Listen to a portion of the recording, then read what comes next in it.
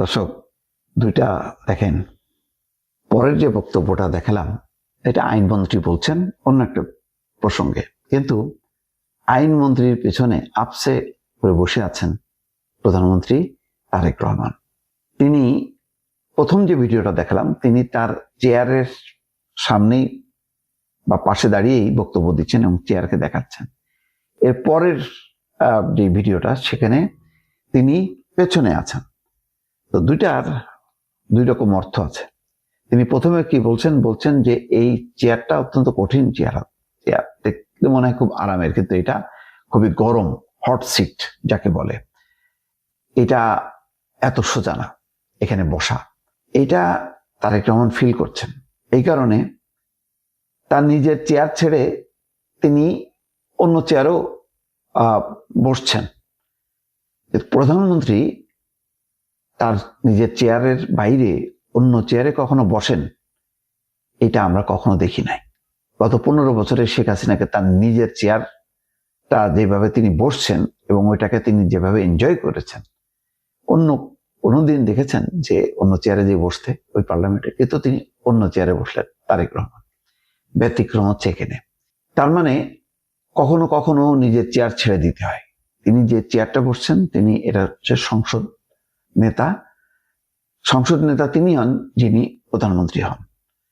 তো তিনি তার চেয়ারও ছেড়ে দিচ্ছেন এবং যে চেয়ারে বসছেন সেই চেয়ারটাকে বলছেন কঠিন চেয়ার।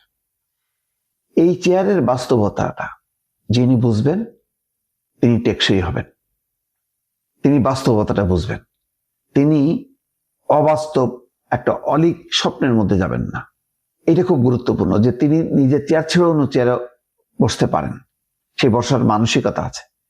এটাই কিন্তু দ্বিতীয় যেই ভিডিওটা আপনাদেরকে দেখালাম, তার সামনে ওই চিফ হুইপ বসেছিলেন নুরুল ইসলাম মনি।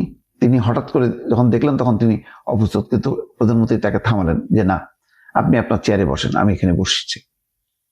আমি জানি না ওই চেয়ারটা সম্ভবত স্থানীয় সরকার প্রতিমন্ত্রী মীর শাহ আলমের চেয়ার, সেখানে বসছেন যে খালি ছিল। সব চেয়ারে বসার মানসিকতা থাকা উচিত। আমরা গত 15 বছরে ভুলে গেছিলাম যে প্রধানমন্ত্রী তার নিজের চেয়ারে বসবেন, ওই চেয়ারে বসে তিনি এনজয় করবেন, ক্ষমতা দেখাবেন, ক্ষমতা খাটাবেন। কিন্তু এগুলি সবই যে সাময়িক, এইটা শেখ হাসিনা মানেননি বলেই আজকে তার পরিণতি হচ্ছে পালিয়ে গিয়ে দিল্লিতে তার এখন অবস্থান।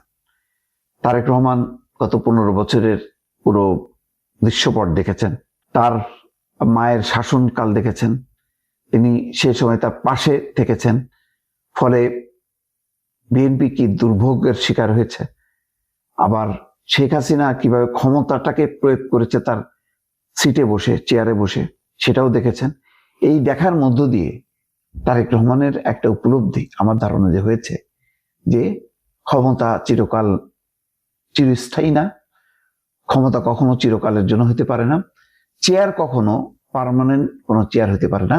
বিশেষ করে সেটা যদি প্রধানমন্ত্রী বা সংসদ নেতার চেয়ার হয়, সেই চেয়ারগুলো কখনো স্থায়ী না, এবং ওই চেয়ারগুলো এত আরামপ্রদ না, যখন বসা মানেই হচ্ছে একটা আমি খুব স্বর্গসুখ লাভ করব। তিনি এখন স্বর্গসুখ লাভ করছেন না, তিনি বোঝাতে চাচ্ছেন এই চেয়ারগুলো খুব গরম, এই চেয়ারগুলো প্রতি মুহূর্তে তাকে অনুপ্রাণিত করছে যে কিছু করতে হবে, কন্ট্রিবিউট করতে হবে। তিনি যদি সেই চেয়ারে বসে আরামের সাথে তিনি আয়েশি জীবনযাপন করেন বা ক্ষমতা দেখান, এইটা ঠিক না। এবং যারা এটা দেখেছে তাদের চরম পতন হয়েছে চোখের সামনে। তিনি দেখেছেন বলে এই সিটটাকে তিনি একটা হট সিট হিসাবে বিবেচনা করছেন। দেখলে মনে হবে নরম, কিন্তু আসলে নরম না, এটা তপ্ত লোহার একটা বিষয়। সত্যি কথা বলতে কি তাই। গত 2 মাসে প্রধানমন্ত্রী তারেক রহমান বুঝতে পারছেন যে এই চেয়ারে বসার কারণে তিনি এমন সব আক্রমণের লক্ষ্যবস্তু হয়েছেন, এমন সব সমালোচনার মুখে পড়েছেন, যেটা তিনি কিন্তু আগে কখনো হননি। দেখেন, তার সাথে যারা সহযোদ্ধা ছিল, জামাত বলেন, এনসিপি বলেন, তারা তো তাকে নেতা মেনেছে, তাই না? তো তার নির্দেশনা নিয়েছে। একসাথে কিভাবে আন্দোলন করা যায় সেই পরামর্শ করেছে, কিন্তু আজকে কিন্তু কোনো ছাড় দিচ্ছে না তারা। প্রতি মুহূর্তে সমালোচনা, চেয়ারে বসতে না বসতেই হামের শিশুদের মৃত্যু, বন্যা, জ্বালানি তেলের সংকট, কত রকম বহুমুখী সংকট তাকে মোকাবেলা করতে হচ্ছে। অনেকগুলো বলা যায় এই যেসব সংকট তৈরি হয়েছে এই সবগুলি হচ্ছে বৈশ্বিক বা প্রাকৃতিক, অথবা আগের যেই ব্যর্থতা সরকারের, তার ফলাফলগুলো কিন্তু তাকে ফেস করতে হচ্ছে। সুতরাং এখন চেয়ারে বসে এই যে ঋণগ্রস্ত দেশের কত লোন, অর্থনৈতিক বিপর্যস্ত অবস্থা, ব্যাংক লোন নিয়ে টাকা ছাপিয়ে দেশের বিভিন্ন সংকট মোকাবেলা করতে হচ্ছে, এইটা যিনি চেয়ারে বসছেন, প্রধানমন্ত্রীর চেয়ারে বা সংসদ নেতার চেয়ারে বসে তিনি প্রতি মুহূর্তে বুঝতে পারছেন যে কত গুরু দায়িত্ব, কত চাপ তার উপরে, যে এটা সামলাতে হচ্ছে।